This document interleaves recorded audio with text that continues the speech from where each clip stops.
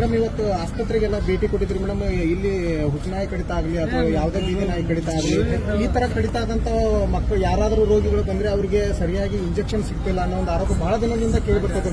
ಒಂದ್ ಕಡೆ ಇಂಜೆಕ್ಷನ್ ಕೊರತೆ ಇಲ್ಲ ಅಂತ ಹೇಳ್ತಾರೆ, ಮತ್ತೊಂದ್ ಕಡೆ ಇಂಜೆಕ್ಷನ್ ತರಕ್ಕೆ ಬರೋದು ಇಲ್ಲಿನ ಸಿಬ್ಬಂದಿಗಳೇ ಬೇರೆ ಕಡೆ ಹೊರಗೆಲ್ಲ ಬರೆದು ಕೊಟ್ಟು ಇವತ್ತು ಸಾವಿರಾರು ರೂಪಾಯಿ ಖರ್ಚು ಮಾಡಿ ಬಡ ರೋಗಿಗಳು ಹೊರಗಿಂದ ಖರೀದಿ ಮಾಡ್ತಿದ್ದಾರೆ ಮೇಡಮ್. ಇವತ್ತು ತಾವು ಕೂಡ ಭೇಟಿ ಕೊಟ್ಟಿದ್ದೀರಿ, ಇಲ್ಲಿ ಇರ್ತಕ್ಕಂಥ ಪರಿಸ್ಥಿತಿನ ಅವಲೋಕನ ಮಾಡಿದ್ರಿ ಮೇಡಮ್. ಏನ್ ಅನ್ಸುತ್ತೆ ಮೇಡಮ್, ಏನು ಇನ್ಸ್ಟ್ರಕ್ಷನ್ ಕೊಟ್ಟಿದ್ದೀರಿ, ಸಮಸ್ಯೆ ಏನಿದೆ ಮೇಡಮ್?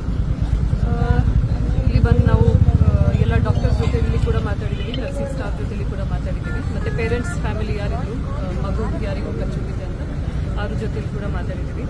ದಿಸ್ ಇಂಜೆಕ್ಷನ್ ಕೊರತೆ ಯಾವುದೂ ಇಲ್ಲ. ಈಗ ಕೂಡ ಫಾರ್ಮಸಿ ಸ್ಟಾಕ್ ನಾವು ಚೆಕ್ ಮಾಡಿದ್ದೀವಿ. 10 ಯೂನಿಟ್ಸ್ ಇಮ್ಯುನೋಗ್ಲೋಬಿನ್ ಕೂಡ ಅವೈಲೇಬಲ್ ಇದ್ದಾವೆ.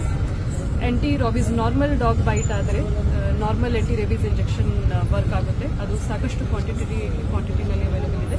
ಆದರೆ ಮ್ಯಾಡ್ ಡಾಗ್ ಹುಚ್ಚ ನಾಯಿ ಒಂದು ಕಚ್ಚೋದ್ರೆ ಅಂದರೆ ಡಾಗ್ ಬೈಟ್ ಆಗಿದ್ರೆ ಇಮ್ಯುನೋಗ್ಲೋಬಿಲಿನ್ ಜೊತೆಲಿ ಕೊಡಬೇಕಾಗುತ್ತೆ, ಆಂಟಿ ರೇಬೀಸ್ ವಿತ್ ಇಮ್ಯುನೋಗ್ಲೋಬಿಲಿನ್.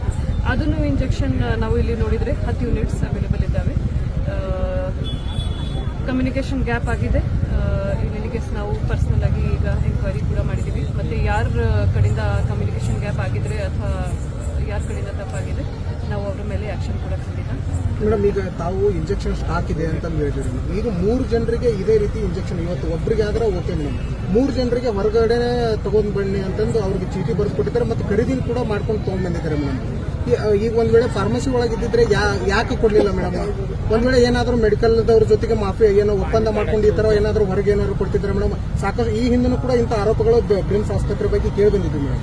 4 ಗಂಟೆಗೆ ತನಕ ಫಾರ್ಮಸಿ ಓಪನ್ ಇರ್ತದೆ. ಆದರೂ ಸಹ 4 ಗಂಟೆಗೆ ನಂತರ ಎಮರ್ಜೆನ್ಸಿ ಕೇಸ್ ಯಾವುದು ಬಂದರೆ ಫಾರ್ಮಸಿಯವರು ಆ ಮೆಡಿಸಿನ್ ಎಮರ್ಜೆನ್ಸಿನಲ್ಲಿ ಬೇಕಿದ್ರೆ ಕೊಡಲೇಬೇಕಾಗುತ್ತೆ. ಅವರು ಕೊಡಬೇಕಾಗಿತ್ತು.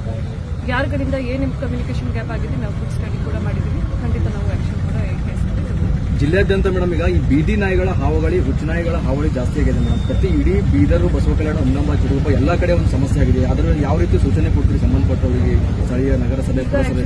ಸಿಎಂಸಿ ಮತ್ತು ಟಿಎಂಸಿಗಳು ಡಾಗ್ ಕ್ಯಾಚಿಂಗ್ ಮಾಡಬೇಕಾಗುತ್ತೆ. ಇವತ್ತು ಕೂಡ ನಾವು ಕೆಲವೊಂದು ಫೋಟೋಸ್ ನೋಡಿದ್ದೀವಿ ಎಲ್ಲಿ ಅವರು ಡಾಗ್ ಕ್ಯಾಚಿಂಗ್ ಮಾಡಿದ್ದಾರೆ.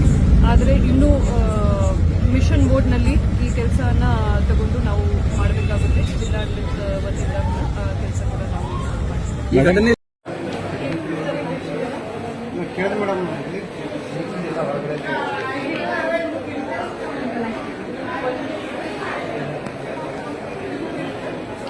ಮೇಡಮ್ ಅವರು ಡಾಕ್ಟರ್ ಕೇಳ್ತಾ ಅವ್ರು ಚುಟ್ಟಿ ಕೊಟ್ಟರು, ಅವ್ರಿಗೆ ಕೇಳಿದ್ರು ಇಂಜೆಕ್ಷನ್ ಹೊರಗಡೆ ತರಬೇಕಂತ ಅದನ್ನು ಕೇಳಿದ ನಾನು. ಅಲ್ಲಿ ಹೊರಗಡೆ ಮೆಡಿಕಲಿಂದ ತರಬೇಕು, ಔಟ್ಸೈಡ್ ಹೇಳಬೇಕು.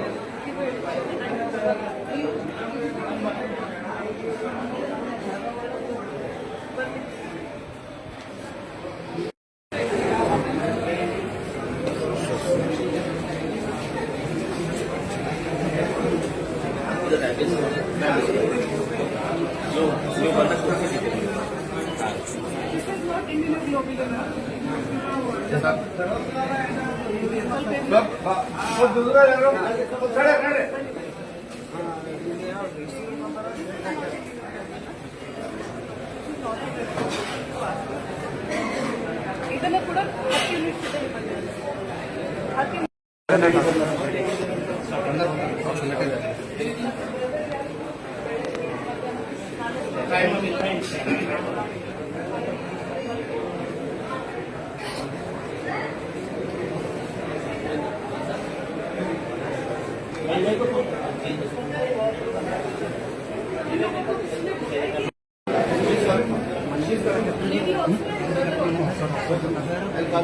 पेशेंट को क्या बोले तुम्हारे नहीं है बोले क्या?